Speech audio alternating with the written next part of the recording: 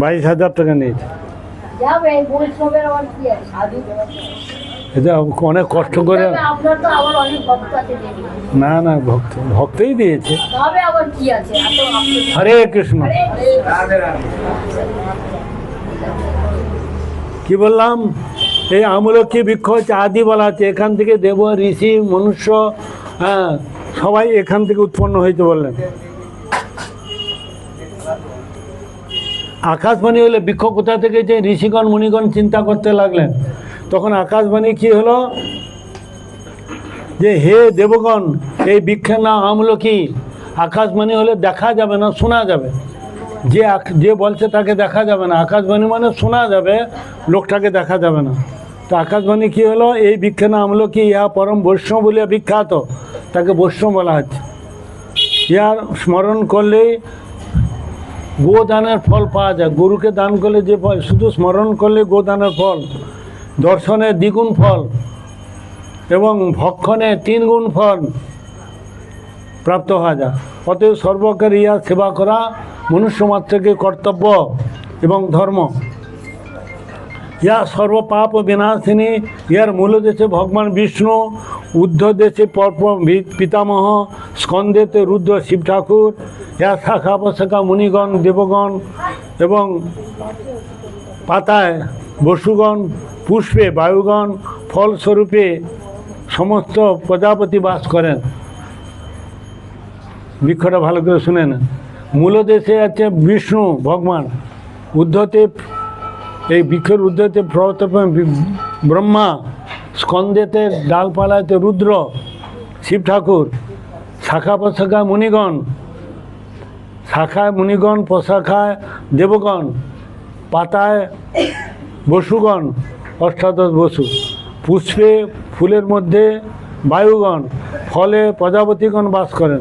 ফাল্গুন মাসে কৃষ্ণ শুক্লপক্ষীয় একাদশী ব্রত এই বৃক্ষ সম্বন্ধে আমলকি নামে সর্বমঙ্গলপ্রদ ও সকল পাপ বিনাশক বলিয়া প্রসিদ্ধ। শাস্ত্রে একটা শ্লোক আছে, শ্লোকটা কি,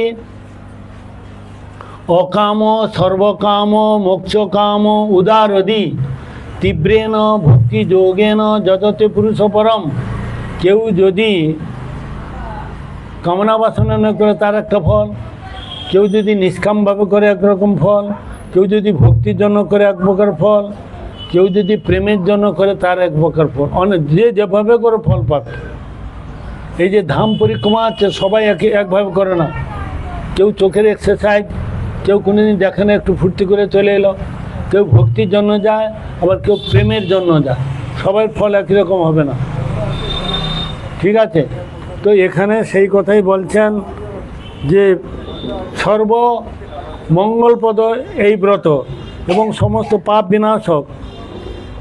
কার কোমর যন্ত্রণা, হাঁটুর যন্ত্রণা, এগুলো হবে না যদি একাদশী করে। যদি নির্জলা একাদশী করে, এগুলো আর ডাক্তারকে পয়সা দিতে হবে না, সব বন্ধ হয়ে যাবে। কিছু বুঝলেন? ঋষিগণ বললেন, প্রভু এই ব্রতের বিধি জানিতে পারছো না, কী প্রকার এই ব্রত সম্পূর্ণ করিতে হয়, ব্রতের আরাধ্য দেবতাকে এবং অন্যান্য তথ্যসমূহ বর্ণন করুন। বিষ্ণু ভগবান বললেন, হে দ্বিজ শ্রেষ্ঠগণ, এই ব্রতে অন্যান্য একাদশীর ন্যায় পাত স্নাদি নিয়মপূর্বক পতিত, চৌর, পাষণ্ডী, দুর্বৃত্ত, মর্যাদাহীন, গুরুপত্নীগামী মনুষ্যের সহিত আলাপ করিবে না। এদের সঙ্গে মেলামেশা করবে না। কার সঙ্গে? যারা পতিত। পতিত মানে কিছু বুঝো? বুঝো না। পতিতের অপোজিট শব্দ কি?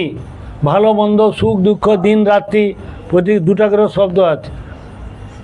পতিতের পতি শব্দ হচ্ছে, মনে রাখবেন, উন্নত। পতিত কারা? জগতের সবাই পতিত। জগতের সবাই পতিত মানে কি? চা, পান, বিড়ি, মদ, মাংস সব কিছু খায়।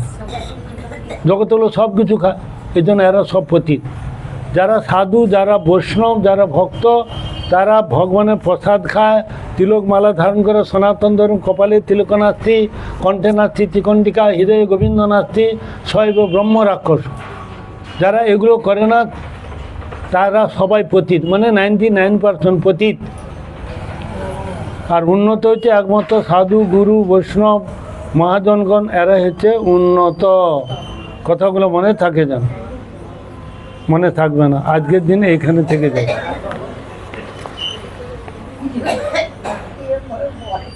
এখানে পতিত বলছেন, যারা পতিত, যারা চোর, যারা পাষণ্ডী, যারা দুর্বৃত্ত, যারা মর্যাদা লোকের সম্মান দিতে পারে না, গুরুপত্নীগামী মনুষ্য সে আলাপ করবে, এই জাতীয় লোকের সঙ্গে মেলামেশা করবে না, তাতে স্পর্শ করবে না, তাদের থেকে দূরে থাকবে।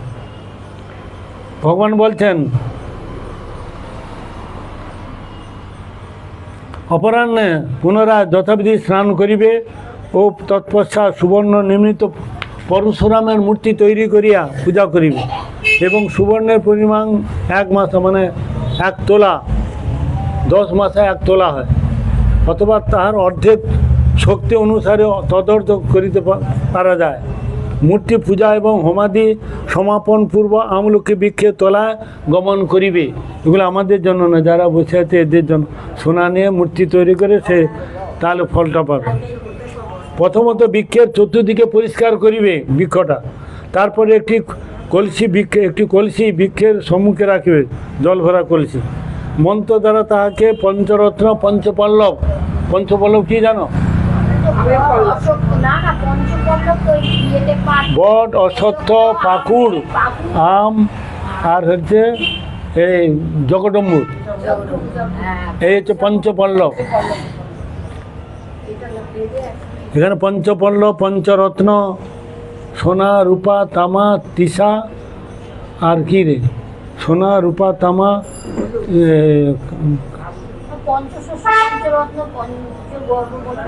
এখানে পঞ্চরত্ন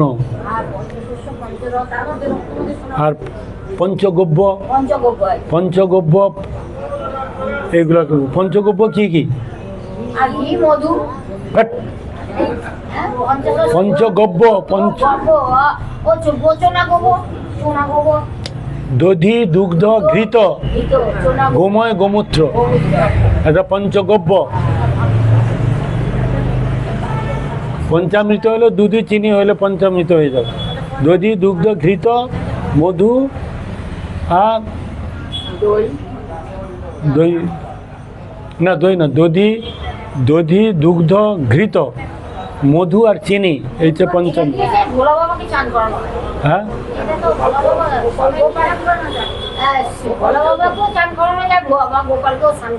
হ্যাঁ,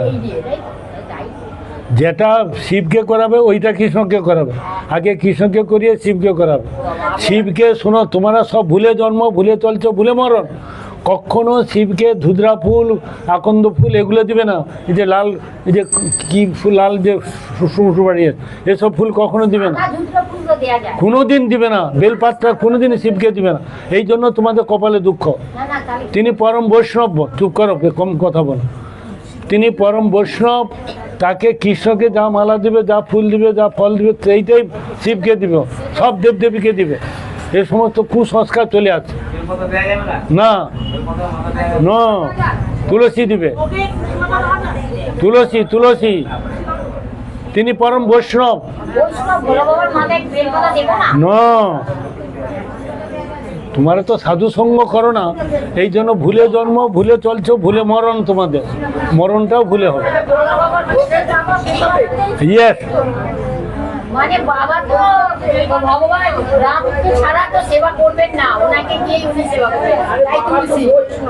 ভগবানের প্রসাদ ছাড়া কোনো দেবদেবীরা প্রসাদ গ্রহণ করবে না, ফিরেও তাকাবে না যতক্ষণে ভগবানের কোনো দেবদেবী। আমরা বৈষ্ণবী বলি, তোমরা বলো দেবদেবী। আমরা বলি বৈষ্ণব আর বৈষ্ণবী, ভগবানের প্রসাদ ছাড়া তোমার জিনিস কোনোদিন গ্রহণ করবে না, ফিরেও তাকাবে না। শিব ঠাকুর তো মদ খেতো, মদ দিবে, ভাঙ খেতো, ভাঙ দিবে। কেন দিবে না? তোমরা ওই ড্রেনে যে পড়ে থাকবে, সে তো আগুন খেয়েছিল, সে তো বিষ খেয়েছিল, তোমরা খাও না। একটা প্রশ্ন এবারে করে যাই, যদি কোনোদিন আবার আসি আপনাদের কাছে উত্তরটা নেব। অনেক পাঠক আসবে, তাদের জিজ্ঞাসা করে রাখবেন। তোমাদের বুঝবে না তো, তোমরা বুঝবে, কোনো জন্মে বুঝবে না। আমার সময় নেই, আমি চলে যাব। একবার তো বললাম, থালাতে এবং মাথায় দেবো। তোমাদের একটা কথাই বললাম, কৃষ্ণকে যা দিবে, যা ফুল মালা প্রসাদ যা কিছু দিবে, ওই চরণামৃত সব শিবকে দিলে তোমাদের তার আশীর্বাদ পাবে, তার কৃপা পাবে, না ফিরেও তোমাদেরকে ফিরেও তাকাবে না। এই জন্য এই যে তোমাদের একটা প্রশ্ন করি, শিবের হাতে ত্রিশূলটা কেন আছে বলো তো? কে বলতে পারবে? কেউ বলতে পারবে? ও মাথার মুন্ডু। শিবের হাতে ত্রিশূলটা কেন? এই যে মনুষ্যগুলো বসে আছে এদেরকে বধ করার জন্য, এই সব পাপীগুলোকে।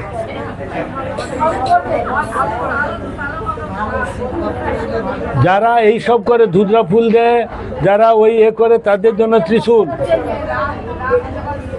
ভক্তদের বৈষ্ণবদের জন্য না, তিনি পরম বৈষ্ণব।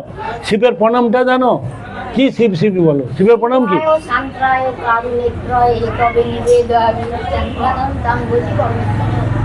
এইটা বলবে, বাঞ্ছা কল্পতরু বচ কৃপা সিন্ধু ভয়ে বচ পতিতানাং পাবনেভ্যো বৈষ্ণবেভ্যো নমঃ। এর থাকতে কোটি গুণের শ্রেষ্ঠ একটা মন্ত্র বলছি, তোমরা বলতে পারবে না। বৃন্দাবনে বনিপতে জয় সৌম সৌম মৌলে সনক সনন্দন সনাতন নারদেড্য গোপেশ্বর বজবিলাসী যুগাঙ্গি পদ্মে প্রেম পচচ্ছ নিরুপাদি নমো নমস্তে। তিনি প্রেম ভক্তি প্রদান করেন, তোমাদের মতো লোককে দিবে না। তোমরা তাকে ধুতরা ফুল দিবে, আকন্দ ফুল দিবে, বেলপাত দিবে। এসব কথা কোনোদিন কেউ বলেনি পাঠে, বলবো না। কচুবড়া জানলে তো তারা বলবে। এসব এতদিন পাঠ হয় তারা বলেনি? শিব ঠাকুরের দিন পাঠ হয় বলেনি? আমি শিবের ভক্ত নয়, শিবের সম্বন্ধে যখন বলবো 2-4 ঘন্টা বলবো, তোমার হাঁ করে তাকিয়ে থাকবে। এই 2 ঘন্টা হয়ে গেল তো।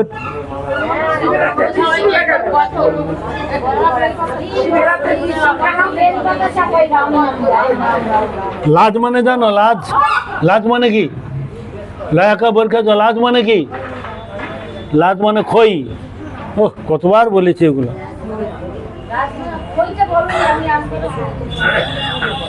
লাজ বলেছি, লাজ মানে কি? হ্যাঁ, লাজের অর্থ হচ্ছে খই। তোমরা বুঝে না বলে বাংলাটা বলল। এখানে লাজ বলা আছে।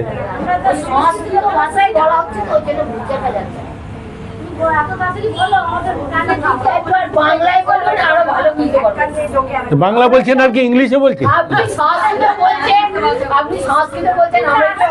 আরে সংস্কৃত বললো, আমি তার বাংলা উত্তর করে দিচ্ছি। শ্লোকগুলা কত অধ্যায়ের কত ব্যাপার, তার শ্লোকের অর্থ বলছি। আমি তো অর্থ বলি না শুধু না, আমি তো শিব ঠাকুর প্রেম ভক্তি প্রদান করে। শিবকে ভগবানের বড় ছেলে বলে জানবে। কৃষ্ণের বড় ছেলে হচ্ছে শিব।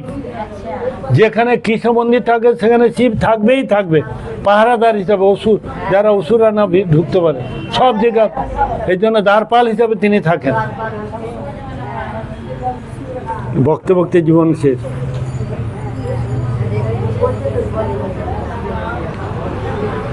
নিত্যগীত বাদ্য এবং ধর্মগ্রন্থ বৈষ্ণব আখ্যান পাঠ এবং আলোচনা করে রাত্রি অতিবাহিত করিবে। মহামন্ত্র বেশি করে করতে বলছে। মহামন্ত্র মানে কি বলো তো? হ্যাঁ, উচ্চারণ কৃষ্ণ বলবেন, রামও বলবেন। হ্যাঁ, এই মহামন্ত্র বলতে বলতে আজকের দিনে, হ্যাঁ, মহামন্ত্র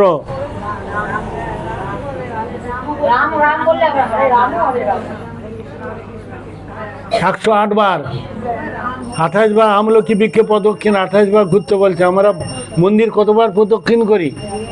কতবার ঘুরো? না ঘুরলে তোমাদের পাপগুলো যাবে না।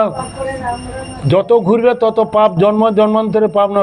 এখানে রেখে আগে ঘুরবে, আমার আসার আগে যে কোনো পাঠক আসুক, মহামন্ত্র করতে করতে চেয়ার উড়ে রেখে দিয়ে শুধু ঘুরবে। সারাদিনে যত জন্ম জন্মান্তরে পাপ নষ্ট হয়। তুলসী ভক্তি দেবী মানুষ হবে, তোমরা ঘুরে নিয়ে কোনো দিক। এই কি প্রদীপ, প্রদীপ জানে এই সমস্ত কচু পড়া, নিজে পাপে ভরা, সেইগুলো জানবে।